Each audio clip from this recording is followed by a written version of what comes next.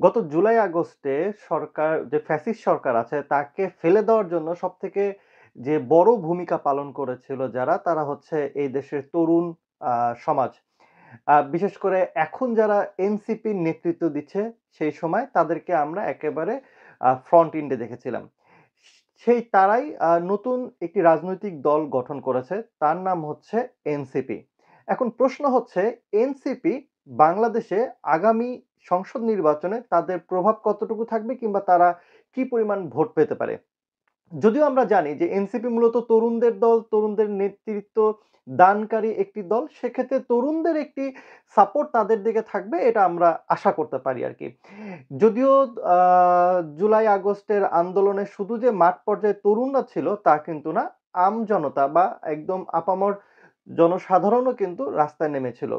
যদিও নেতৃত্বটা এসেছিল তরুণদের হাত ধরে, সেক্ষেত্রে আমরা বলতে পারি তরুণদের হাত ধরে গড়ে ওঠা এই এনসিপি আগামীতে নতুন একটি ভবিষ্যৎ আমাদেরকে দেখাবে। কিন্তু ভোটের আ মাঠে কিংবা ভোটের রাজ্যে এই দলটি আসলে কেমন করবে সেটা একটু বিশ্লেষণ করা দরকার। তো চলুন আমরা আসলে একটু তথ্য-উপাত্ত দিয়ে বিশ্লেষণ করে দেখি আদৌ আগামী স আ আসন্ন সংসদ নির্বাচনে তারা আসলে কি পরিমাণ ভোট পেতে পারে। যদি আমরা ২০২৪ সালের চূড়ান্ত ভোটার তালিকার দিকে তাকাই, তাহলে দেখতে পারবো যে বাংলাদেশের বর্তমানে মোট ভোটার সংখ্যা প্রায় ১১,৯১,০০,০০০। আ এই তথ্যটি আপনারা পেয়ে যাবেন বাংলাদেশ ইলেকশন কমিশনের ওয়েবসাইটে ২০২৪ সালে তারা যে ভোটার তথ্য বা ভোটার লিস্ট প্রকাশ করেছিল সেখানে। ২০২৫ সালে নতুন ভোটার যুক্ত হবে প্রায় ২৪,৩০,০০০, যেটি ২ জানুয়ারি ২০২৫ সালের খসড়া ভোটার তালিকার রিপোর্ট ১ম আলোতে উঠে আসে। তাহলে ২০২৫ সালে সম্ভাব্য মোট ভোটার তালিকা হবে হচ্ছে ১১,৯১,০০,০০০ প্লাস ২৪ লক্ষ নতুন ভোটার। তাহলে প্রায় ১২,১৫,০০,০০০ ভোটার আগামী সংসদ নির্বাচনে ভোট দিতে পারবেন। তার মধ্যে আমরা ধরে নিতে পারি যেহেতু তরুণদের দল এনসিপি সেক্ষেত্রে যাদের বয়স ১৮ থেকে ২৫ বছর তাদের সমর্থনটা এনসিপির প্রতি বেশি থাকবে। যদি আমরা ১৮ থেকে ২৫ বছরের ভোটারদের কথা যদি উল্লেখ করতে চাই, তাহলে সেক্ষেত্রে মোট ভোটারের আনুমানিক ২.৬ কোটির মতন ভোটার যা মোট ভোটারের প্রায় ২১.৪%। এই ভোটকেই যদি তারা টার্গেট করে যদি সামনে আগায়, তাহলে আসলে ভোটের ফলাফলটা কেমন হতে পারে? যদি ১৮ থেকে ২৫ বছর বয়সীদের মধ্যে থেকে ৫০% ভোটও যদি তারা তাদের দখলে নিতে পারে, তাহলে তারা পেতে পারে প্রায় মোট ভোটারের ১০.৭%। যদি তারা এই ১৮ থেকে ২৫ বছর বয়সী ভোটারদের থেকে যদি ৮০% ভোট যদি তারা নিয়ে আসতে পারে তাদের ভোট ব্যাংকে, তাহলে এটা মোট ভোটারের প্রায় ১৭.১% ভোট তারা পাবে।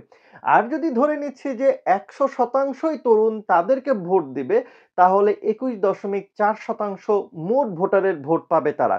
কিন্তু এই যে তরুণ ১৮ থেকে ২৫ বছর বয়সী যে তরুণ যারা রয়েছেন, তাদের ভিতর সবাই যে এনসিপিকে ভোট দিবে তা কিন্তু না। এখানে আওয়ামী লীগের ভোট আছে, এখানে বিএনপির ভোট আছে, এখানে জামায়াতে ইসলামের ভোট আছে, এখানে জাতীয় পার্টির ভোট আছে, এখানে আরো কিছু ইসলামিক দলগুলো আছে, তাদেরও কিন্তু ভোট এর মধ্যে আছে।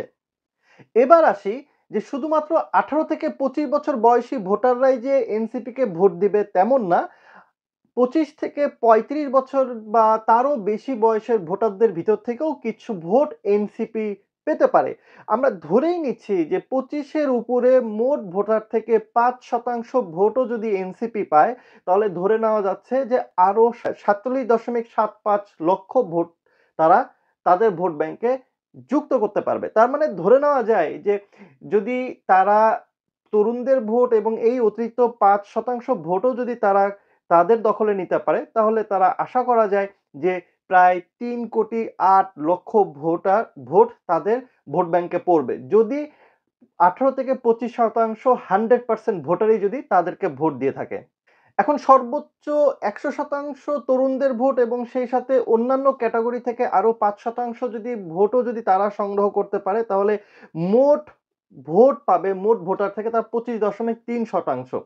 এখন প্রশ্ন হচ্ছে যে আগামীতে স আ সংসদে গিয়ে তারা সংখ্যাগরিষ্ঠতা অর্জন করতে পারবে কিনা? যদি আমরা ৩০০ আসনের কথা চিন্তা করি, তাহলে সংখ্যাগরিষ্ঠতার দিক থেকে ১৫০ আসনে তাদেরকে আসলে জয়লাভ করতে হবে।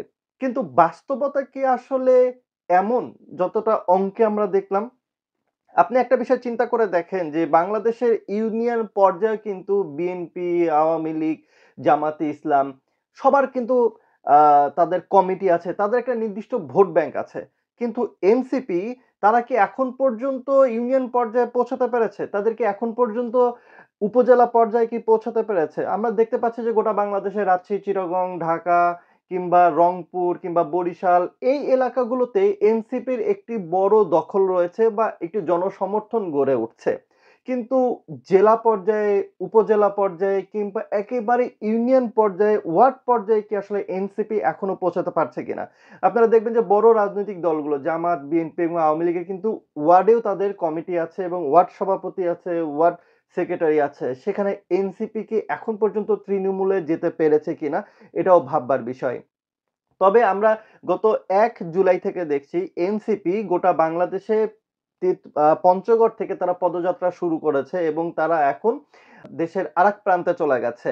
তো তারা এইভাবেই আ প্রত্যেকটা জেলাতে যাচ্ছে এবং সেই সাথে জনসংযোগ করার চেষ্টা করছে। সেই সাথে তরুণদেরকে আকৃষ্ট করার চেষ্টা করছে এবং ধরে নেওয়া যাচ্ছে যে আগামীর বাংলাদেশের ভবিষ্যৎ গড়বে এই তরুণদের হাত ধরে। সেজন্য তারা আম স্বচ্ছতা, জবাবদিহিতা, নতুন রাজনৈতিক আদর্শ এবং নতুনভাবে বাংলাদেশ গড়ার জন্য তারা বিভিন্ন রকম প্রত্যাশা কিন্তু সাধারণ নাগরিকদেরকে দিয়ে আসছে প্রত্যেকটি জেলায়, জেলায় গিয়ে। তো সেদিক থেকে বলা যায় যে এই আ আগামী সংসদ নির্বাচনে এনসিপি হয়তোবা কোনো আসনে নাও জিতে আসতে পারে। কিন্তু এনসিপি অন্যান্য দলের জন্য একটি সহায়ক ভূমিকা তারা নিঃসন্দেহে রাখবে। কারণ প্রত্যেকটা জেলাতেই কিন্তু প্রত্যেকটা আসনেই একটি বড় শতাংশ ভোট কিন্তু তরুণদের। তো তরুণরা যেদিকে আগাবে সেই দিকেই মূলত পাল্লাটা ভারী হওয়ার সম্ভাবনা অনেক বেশি। যদিও বাংলাদেশে আসলে ভোটের রাজনীতি, মাঠের রাজনীতি সম্পূর্ণই ভিন্ন। যেটুকু আমরা সোশ্যাল মিডিয়াতে দেখি, যেভাবে আমরা আ মেইনস্ট্রিম মিডিয়াতে দেখি, কিন্তু ভোটের সময়গুলোতে গিয়ে সকল ক্যালকুলেশনই চেঞ্জ হয়ে যায়। তবে এইটুকু আশা করা যায় যে তরুণ হিসেবে গত ১ বছরে এনসিপি যেভাবে আগাচ্ছে, তাতে হয়তোবা এই সংসদ নির্বাচনে তারা খুব একটা যে ভালো কিছু করতে পারবে, সেটা কিন্তু মনে হয় না। কারণ তৃণমূল পর্যায়ে এখন পর্যন্ত তাদের সেরকম কোনো শক্ত সংগঠন সাংগঠনিক আ যে সাংগঠনিক ব্যবস্থা সেটা কিন্তু তাদের গড়ে ওঠেনি যেটা অন্যান্য দলে অলরেডি আছে। যদিও এই বছর বা এই সংসদ নির্বাচনে আওয়ামী লীগের কোনো ভোট আওয়ামী লীগের কোনো ভোট এনসিপি পাবে না। কারণ আওয়ামী লীগকে সরকার থেকে সরানোর পিছনে এনসিপি যে ভূমিকাটা রেখেছে তারা সেইজন্য আওয়ামী লীগের কোনো ভোট তারা হয়তোবা পাবে না। কিন্তু আওয়ামী লীগের ভোটগুলো বিএনপিতে যাবে। অন্যদিকে কিন্তু আবার আ জামাতে ইসলাম আছে। তার মানে আওয়ামী লীগের হাতকে বা বিএনপি থেকে আওয়ামী লীগের সাথে একটি আ বলা যেতে পারে যে তারা নিজেদের ভিতরে যোগাযোগ স্থাপন করে কিন্তু আওয়ামী লীগের ভোটগুলো বিএনপি টানার চেষ্টা করবে। কারণ মাঠে এখন জামাত ইসলামের একটি বড় অবস্থান লক্ষ্য করা যাচ্ছে। যদি বড় অবস্থানে এরা যদি ধারাবাহিকভাবে ধরে রাখতে পারে তাহলে ভোটের ময়দানে গিয়ে কিন্তু ক্যালকুলেশনটা পুরাই চেঞ্জ হয়ে যাবে। তবে তারপরেও আমরা আওয়ামী লীগ, বিএনপি কিংবা জামাতে ইসলামকে নিয়ে যেভাবে ভাবছি বাস্তবতা হয়তোবা সেভাবে নাও থাকতে পারে। তবে এনসিপি একটা গুরুত্বপূর্ণ ভূমিকা রাখবে।